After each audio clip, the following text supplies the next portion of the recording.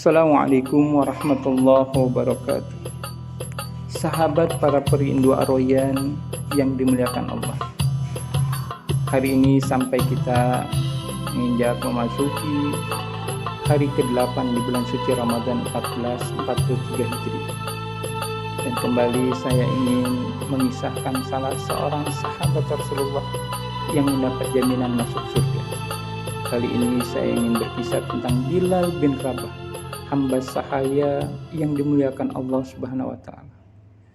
Kisah ini berawal manakala Bilal bin Rabah mendapatkan tugas dari majikannya Umayyah untuk menyiksa, mencambuk tubuh Ammar bin Yasir yang kedapatan telah mengikuti risalah kenabian yang dibawa oleh Nabi Muhammad SAW. Namun Bilal bin Rabah menolaknya. Sampai-sampai Ammar bin Yasir mengambil cambuk tersebut dan mengembalikan ke tangan Bilal bin Rabah. Tetap Bilal bin Rabah tidak mau mencambuk diri Ammar bin Yasir. Disitulah yang akhirnya majikannya Umayyah dan Sumayyah juga yang lainnya marah begitu melihat apa yang dilakukan oleh Bilal bin Rabah. Dan akhirnya dirinya lah, Bilal bin Rabah lah yang akhirnya mendapatkan siksaan dari Umayyah dan kaum kafir Quraisy pada saat itu.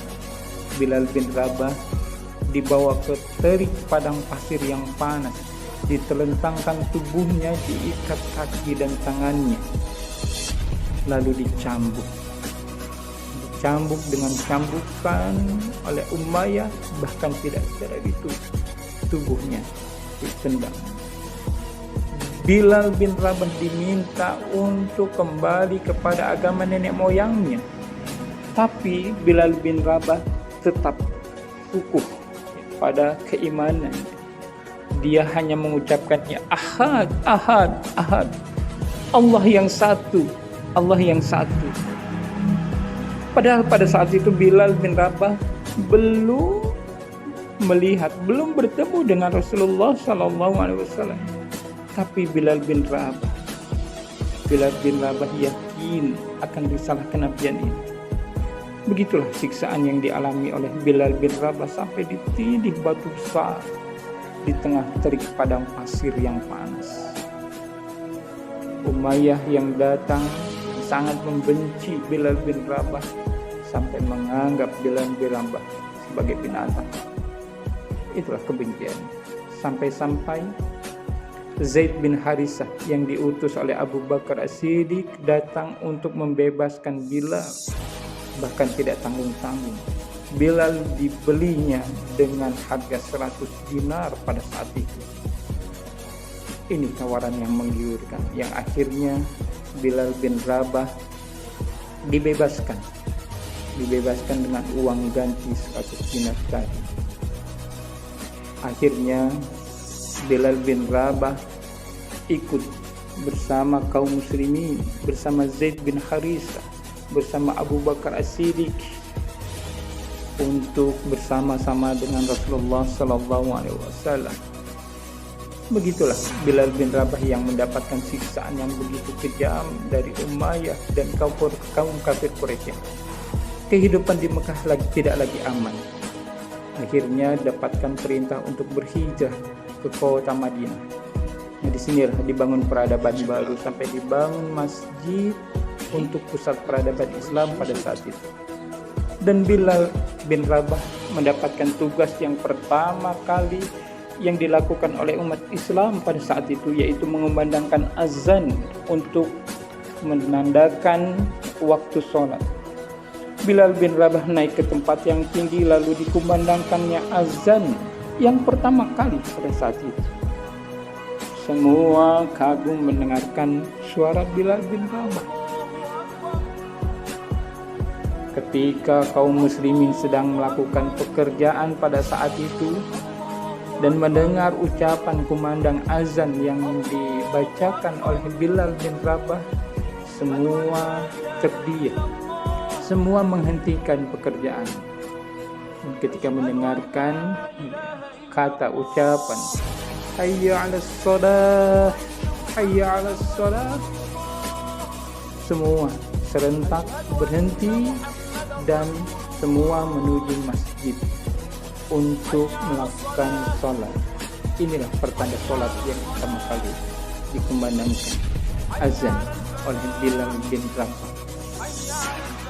Terus ini dilakukan kebersamaan Bilal bersama dengan Rasulullah dan para sahabat-sahabat yang lain. Disitulah awal pertama kali dipersaudarakan antara kaum Muhajirin dan kaum Ansar. Bilal bin Rabah bersama dengan Rasulullah SAW menyertai Rasulullah di 5 waktu sholat. Dan ini menjadi kenangan yang luar biasa yang tidak pernah bisa terlupakan oleh Bilal bin Rabah sampai Rasulullah wafat. Bilal bin Rabah, ketika Rasulullah wafat, Bilal bin Rabah tidak lagi kuasa mengumandangkan azan sampai diminta olehnya, dan Bilal tidak lagi sanggup karena terkenang oleh Rasulullah SAW. Akhirnya Rasulullah setelah wafatnya Bilal hijrah.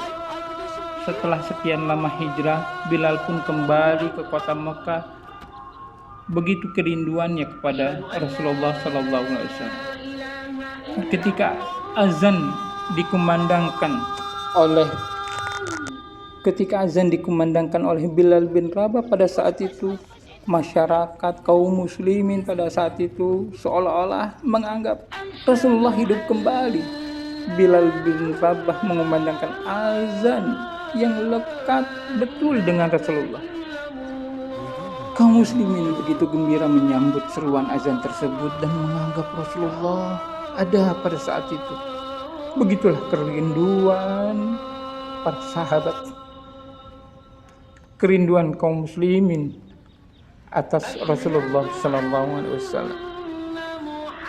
Maka manakala mendengar ucapan dalam azan tersebut, asyhadu anna Muhammadar Rasulullah, tidak jarang kaum muslimin pada saat itu pingsan karena kerinduan yang begitu dalam kaum muslimin atas Rasulullah SAW. Dan Bilal pun tidak sanggup. Bilal tidak lagi sanggup melanjutkan kumandang azannya. Bahkan Bilal bin Rabah sampai pingsan ketika sampai pada ucapan asyhadu anna Muhammadar Rasulullah. Begitu sahabat yang dimuliakan Allah. Begitu kerinduan kaum muslimin Bilal bin Rabah kepada Rasulullah SAW. Begitu kerinduannya sakit memuncak. Sahabat yang dimuliakan Allah, demikian kisah Bilal bin Rabah, dan akhirnya semoga ini semua menjadi ibrah pelajaran bagi kita semua. Wallahu a'lam bishawab. Assalamualaikum warahmatullahi wabarakatuh.